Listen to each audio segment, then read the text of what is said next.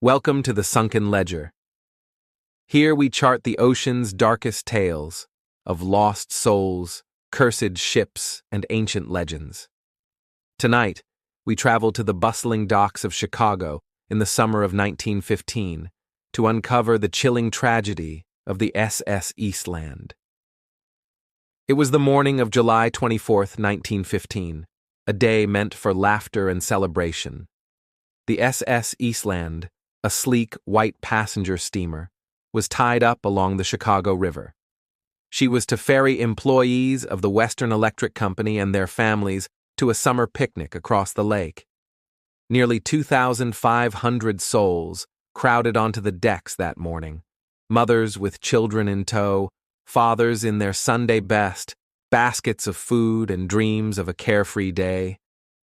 The Eastland had always been a proud ship, launched in 1903 to carry passengers across the Great Lakes. But beneath her polished decks and bright paint, there were flaws, whispers of instability, tales of a ship that leaned dangerously when fully loaded. As the passengers crowded aboard, laughter and music filled the summer air. The dock was alive with the chatter of families and the shrill notes of a band playing beneath fluttering American flags. But below the waterline, the Eastland was a ship on the edge. She had been modified over the years. Her lifeboats doubled in number after the Titanic's sinking, adding weight high above the deck and shifting her delicate balance. At 7:30 a.m., with the last passengers boarding, the ship began to list gently to port. At first, no one noticed. The music played on, children ran laughing down the aisles, and the band played "Let Me Call You Sweetheart." But as more passengers crowded the port rail to watch the river's reflections, the Eastland tilted further. Within moments, the gentle list became a lurch. Passengers screamed as the deck tilted beneath their feet, dishes and baskets sliding across the polished wood. Crew members shouted for balance, too late. The Eastland heeled sharply to port, then rolled over entirely, trapping hundreds beneath her decks as she settled into the shallow water of the Chicago River. The entire tragedy played out in less than 5 minutes. Families who had been singing moments before were now fighting for breath in the cold, dark water. Inside the ship, the elegant cabins became death traps, passengers pinned under tables and chairs, or caught by the weight of the water rushing in. Outside, the riverbank was a scene of chaos. Onlookers watched in horror as the ship rolled, screams echoing over the water. Rescue efforts began immediately. Boats and tug crews raced to the Eastland's side, pulling survivors from the river's oily surface. Some passengers clung to the overturned hull, their faces pale with shock. Others were trapped within, pounding on the steel walls that had become their coffin.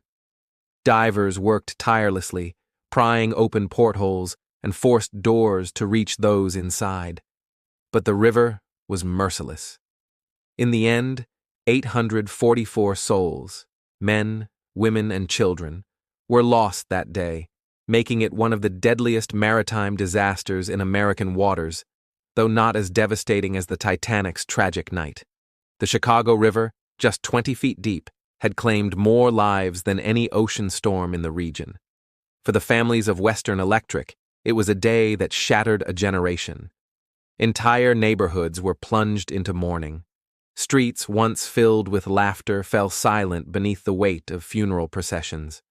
Newspapers ran the grim headlines, but within days, the world's attention shifted. War was brewing overseas, and the Eastland's dead faded into history's shadows. The Eastland herself was raised, repaired, and put back into service, her tragic past hidden beneath a fresh coat of paint. But for those who remembered that morning, those who watched loved ones vanish in a river's sudden chill, the scars would never fade. Today, the river's currents flow silent and cold past the spot where the Eastland capsized. But some say on quiet summer mornings, when the air is still and the sun's first light dances on the water, you can still hear the strains of the band, the laughter of children, and the final echoing cries of those lost to the river's depths. Thank you for listening to the Sunken Ledger.